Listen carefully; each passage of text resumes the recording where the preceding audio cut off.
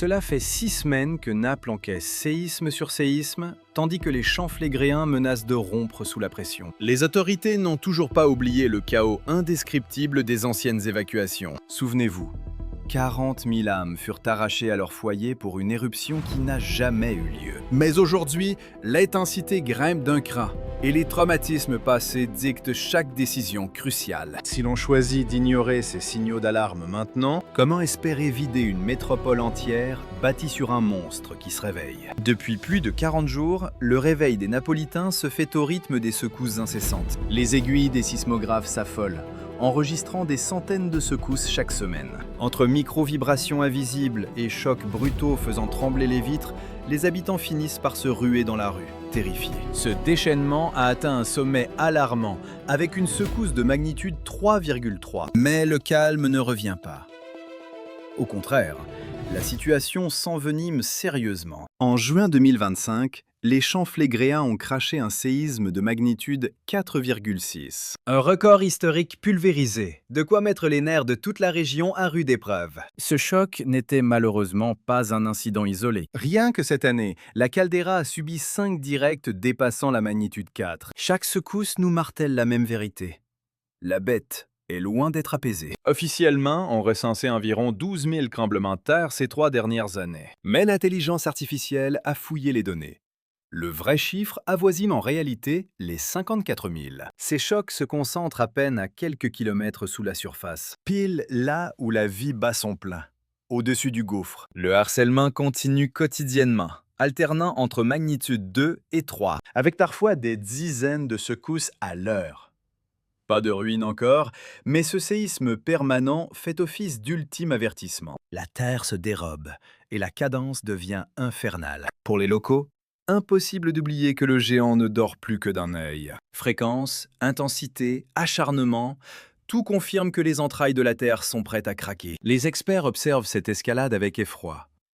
Plus de séisme, plus de force, et aucun répit à l'horizon. On ne se demande plus si la menace est réelle. La vraie question, c'est ce qui provoque cet acharnement.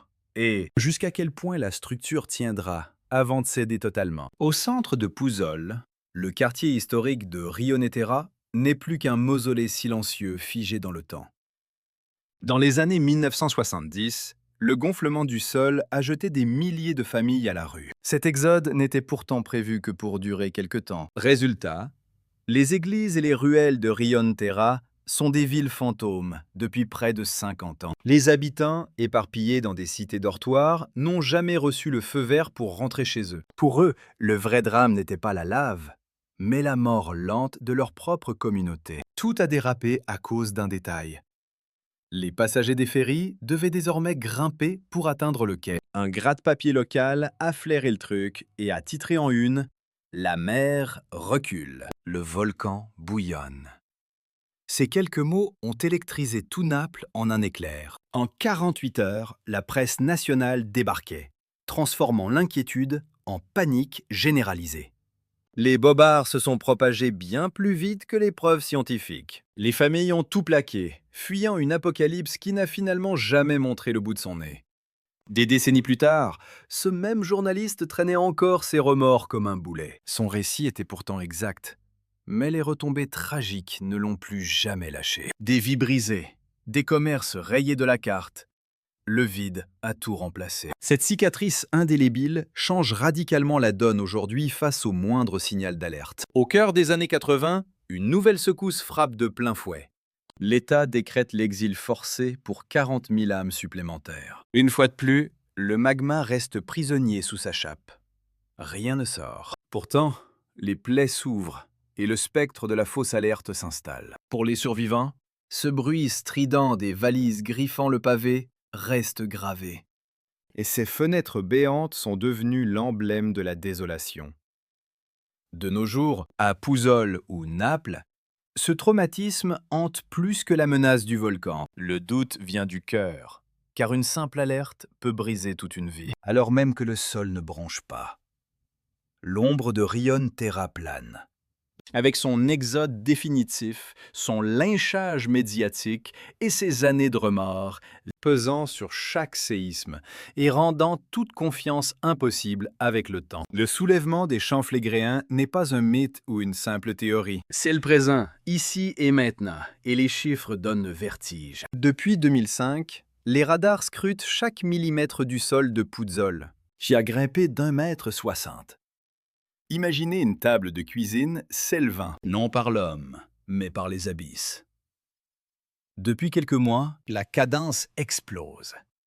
Le sol gagne 2,5 cm chaque mois. Chaque centimètre trahit la pression infernale du magma et des gaz brûlants, qui distendent la croûte terrestre. À l'observatoire du Vésuve, les experts traquent ces mutations en direct. Leurs machines enregistrent l'étirement fatal et les fissures de la roche de couverture. Cette couche rigide, qui sert de couvercle à cet enfer. Les tests menés en labo sur la pierre, prélevée sous Puzzol, sont terrifiants. Les poussées successives ont réduit la résistance de la roche à seulement 1/3 de sa force initiale. Ce qui était un rempart solide n'est plus qu'un gruyère criblé de micro-fissures. Sa solidité chute de 70 mégapascales à moins de 50 par endroit. Chaque poussée, chaque faille nous rapproche d'un point de rupture irréversible. La tension est inégale. Les cartes de haute précision révèlent que le pire se concentre sur les vieilles failles et les zones déjà bien amochées. Des nuées de séismes illuminent ces points faibles, validant les pires scénarios. L'écorce terrestre hurle sa douleur. Les relevés satellites sont formels. Ce gonflement n'est pas un mirage, mais la preuve d'une déformation profonde. Pour les vigiles de ce volcan, ces chiffres ne sont pas que des statistiques. Ce sont des cris d'alerte. Le bouclier ne pourra bientôt plus contenir la bête, et la suite sera brutale. À 8 km sous les pieds des habitants, un océan de roches en fusion pousse sans relâche. Invisible, mais terrifiant. Moteur de chaque séisme et de chaque souffle de vapeur s'échappant de l'abîme. La cartographie de 2008 a confirmé les soupçons les plus sombres. Les Champflégréens ne sont pas juste agités. Ils sont gorgés d'un venin mortel. Juste au-dessus, le dôme de pierre a perdu toute sa superbe, brisé par des années de supplice.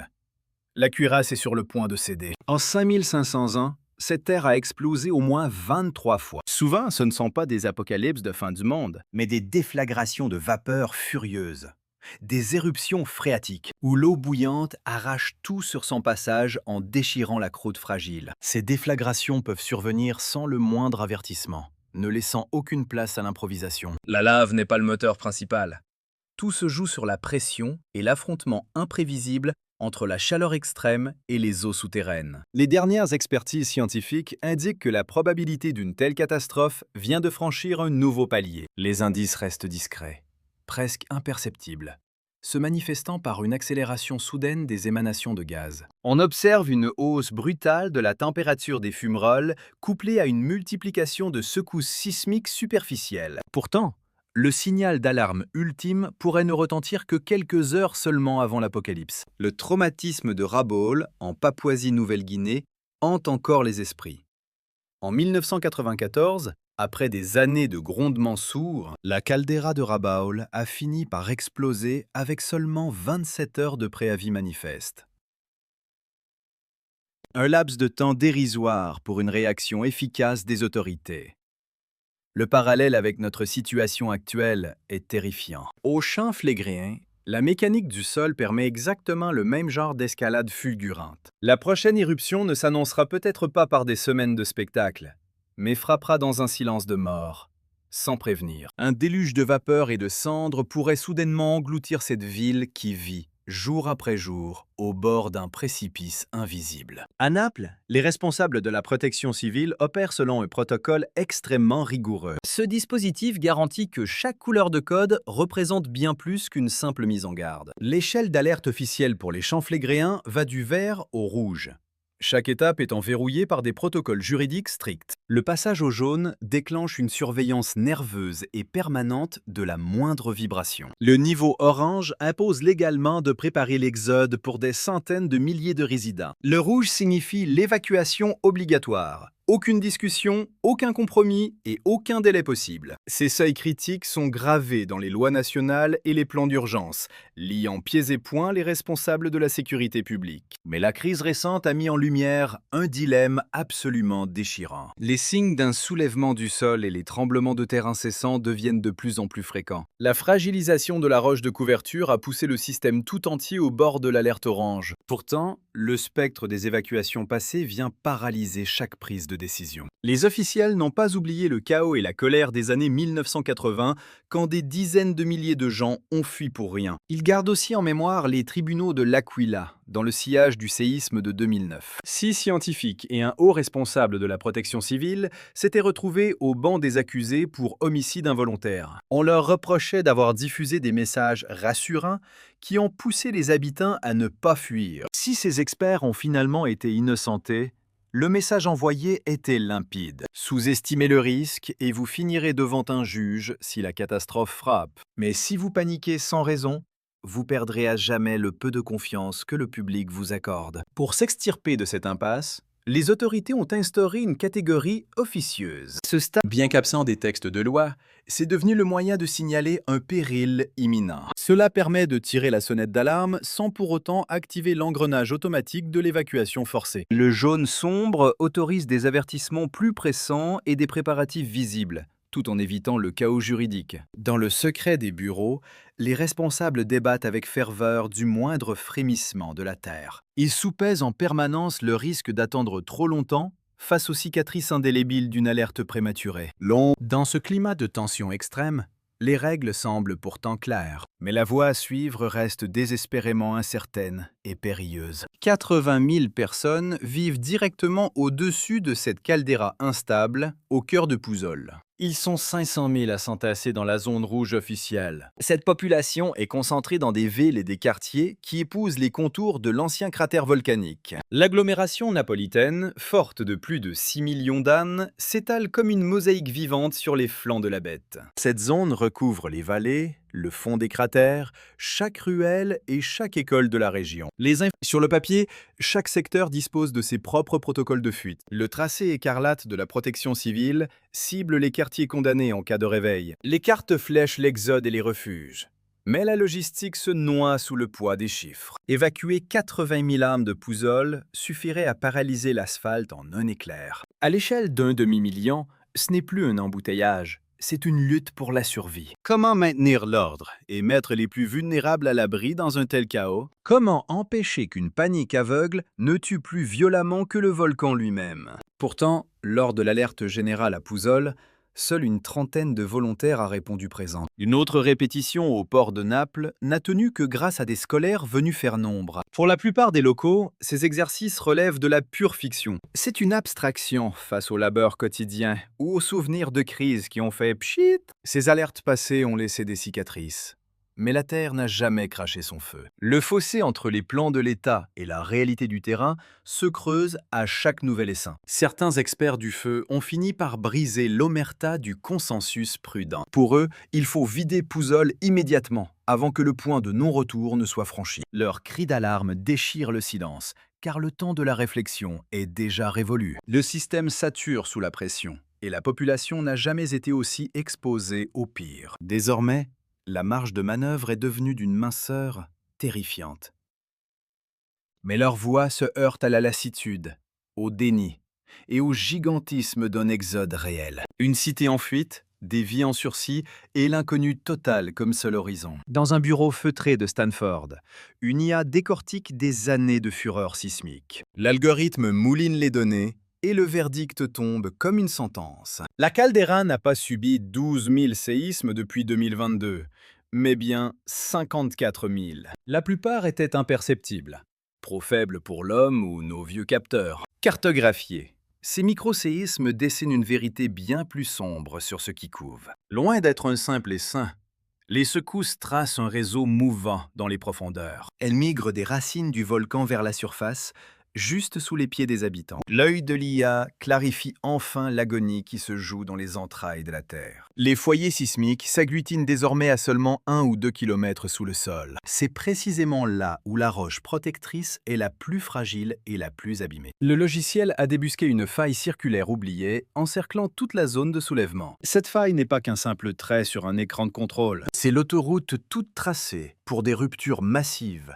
et des séismes de magnitude 5. Sa géométrie épouse parfaitement les déformations du sol captées par les satellites. L'invisible souterrain se connecte enfin au gonflement monstrueux de la surface. Cette remontée sismique vers l'air libre n'a absolument rien d'une curiosité scientifique. Chaque nouveau cluster signale une croûte qui plie, craque et finit par lâcher prise. Grâce à l'IA, la crise ne se résume plus à quelques secousses isolées dans le temps. On y voit désormais un processus implacable.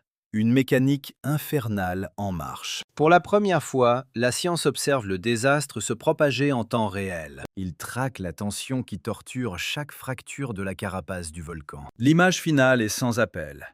Le système ne cherche pas à s'apaiser. Au contraire, l'instabilité gagne du terrain à chaque mois qui s'écoule. Des bouleversements majeurs secouent déjà le champ de fumerolles de Picciarelli. Un nuage toxique et brûlant s'extrait sans relâche des plaies ouvertes de la Terre. C'est le souffle d'un monstre qui s'éveille au plus profond du gouffre. On parle de 600 tonnes de dioxyde de carbone rejetées quotidiennement dans l'atmosphère. Ce volume colossal égale la pollution produite par une agglomération tout entière. Les scientifiques pistent ces flux mortels grâce à un maillage de stations de mesure ultra sensibles. Ils scrutent la moindre anomalie capable d'annoncer un basculement brutal du sous-sol. L'augmentation massive du gaz va souvent de pair avec un soulèvement inquiétant du sol. Ces essaims de séisme ne mentent pas. La pression interne devient totalement insoutenable. Mais même notre technologie de pointe n'est absolument pas à l'abri d'un échec critique. Des coupures réseau répétées créent désormais des trous béants dans notre surveillance vitale. Ces zones de silence peuvent persister quelques heures, voire plusieurs jours durant. Les techniciens s'épuisent à réparer des appareils malmenés par la fureur du climat. Ils savent qu'une seule minute d'aveuglement suffit pour rater le début de la fin. Les experts de l'observatoire du Vésuve s'alarment ouvertement du vieillissement de leur arsenal. Garder ce terrain chaotique sous contrôle permanent est un combat de tous les instants. Malgré les drones et l'imagerie infrarouge, l'ombre de l'imprévisible continue de nous hanter. Les détecteurs peuvent isoler une montée fulgurante de gaz carbonique en un instant. Ils peuvent aussi repérer une hausse de chaleur foudroyante au cœur des évents. Mais la nature est trompeuse, et l'ultime alarme pourrait ne jamais résonner à temps. Les indices s'accumulent, mais la peur de rater l'irréparable reste omniprésente. Face à toute notre science, la caldeira reste une forteresse gardant jalousement ses secrets. Ses gardiens le savent. Le cours de l'histoire peut basculer sans crier gare. Désormais, plus de 500 000 âmes vivent directement sur cette bombe à retardement. La structure du sol ne possède plus qu'un tiers de sa solidité d'autrefois. Entre les séismes incessants, l'alerte qui vient pourrait bien être notre tout dernier avertissement. Restez sur vos gardes. Si le signal tombait demain, seriez-vous vraiment prêt à l'affronter ?